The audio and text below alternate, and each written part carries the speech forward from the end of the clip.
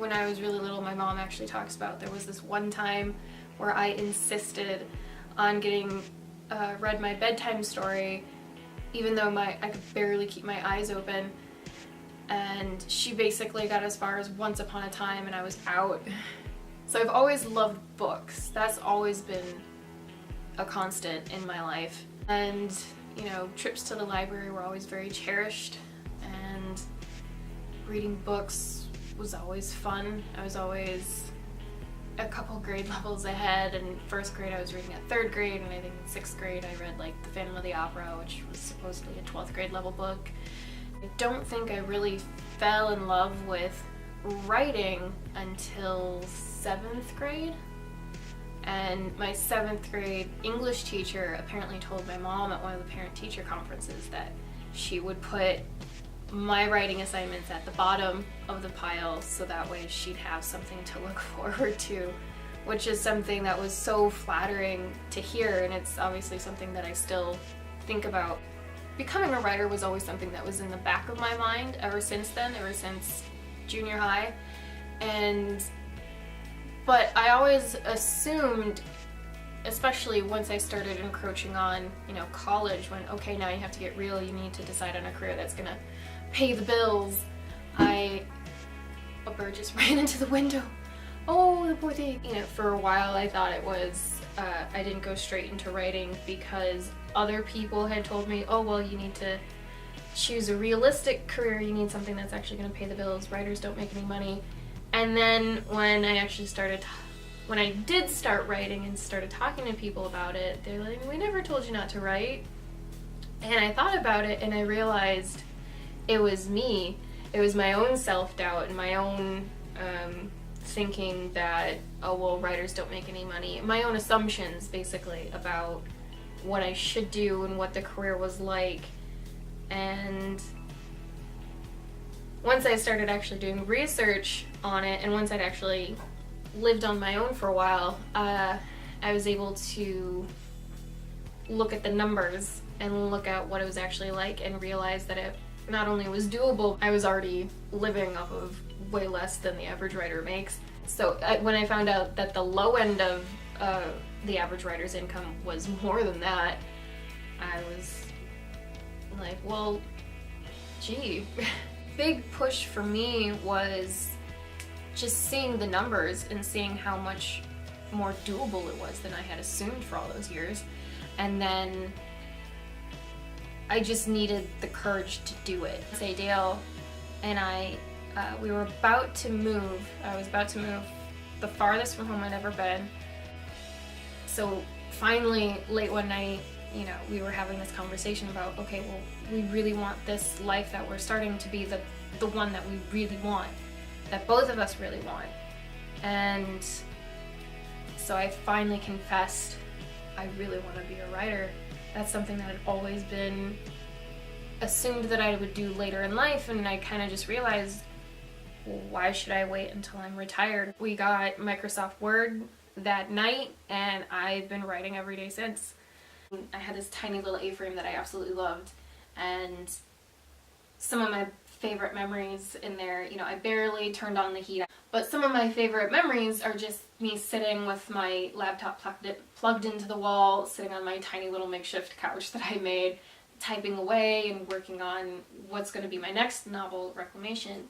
And I really just, I reveled in being able to sit and just create and look around and see that I had created everything there. You know, everything was there because of me and my efforts. You know, I fully owned everything in that teeny tiny little house, and I was creating something, working on something, creating something that, again, was entirely of my own making. And there was such pride in that. So when we had that conversation and when we were saying, all right, we're going to completely change our lives, we're going to do what we want to do, I thought about those moments and how much I enjoyed them. And I had the opportunity to make that my everyday, and really kind of thought, why not? I mean, that A-frame I lived in, I had some bookshelves, not really many, there wasn't really a lot of room, but I mean, I had this little entertainment center thing, and it was 2 shelves, and it wasn't just, I mean, completely filled with books, but then 2 deep, and then there were ones also on top of the books and ones underneath the books, and there was this huge single bookshelf kind of thing that stretched the whole width of the place. That was completely filled, you know, like bookends. Why do you need bookends? How do you not have enough books to fill the whole shelf? I had hundreds of books, just hundreds of books. As, you know, as broke as I was, you know, I made it work. Looking back on all those things, I kind of feel ridiculous for not having just jumped straight into writing, because it's so natural now to sit and write. I usually write every morning, and I think it was just after dinner, I started having ideas about what the fight could be like, and I knew I was gonna get one of those spurts, and so I was like, I went over to Dale and said, I'm gonna be writing, don't talk to me. And I poured myself a whiskey, put on some rock music, and just sat and wrote until I think it was like 2 or 3 in the morning. I think I got 5,000 words out. It was crazy, and it was so much fun. I smiled through the whole process. It was fantastic, and there's nothing else that I've done, actually, now that I think about it, there's nothing else that I've done in athletic training, personal training, massage therapy that ever gave me that feeling of just constant joy while doing it. Nothing was ever as exciting, nothing was ever as joyous as when I realized what it was I wanted to do with that final scene. And so it basically came down to, I just didn't believe in myself enough. I didn't have the courage to do it, even though it was, I mean, every tattoo I have is based on a book. Every tattoo I want to get is based on a book.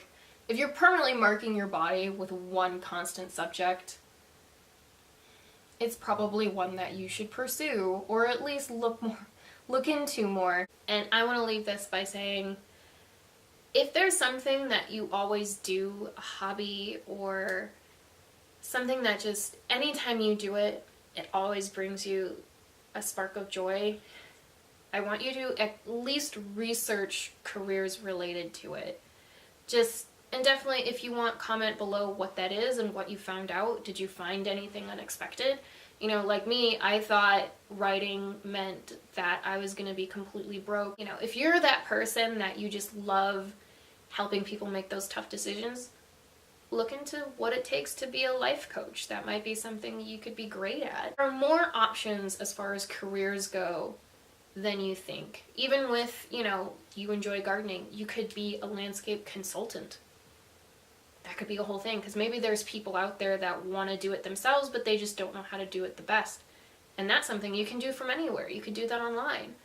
So think about what it is that you enjoy doing and at least research it, please. All right, and thank you for watching. Your likes, subscribes, and the time you took to watch this, and any comments you may make are all widely appreciated. Until next time.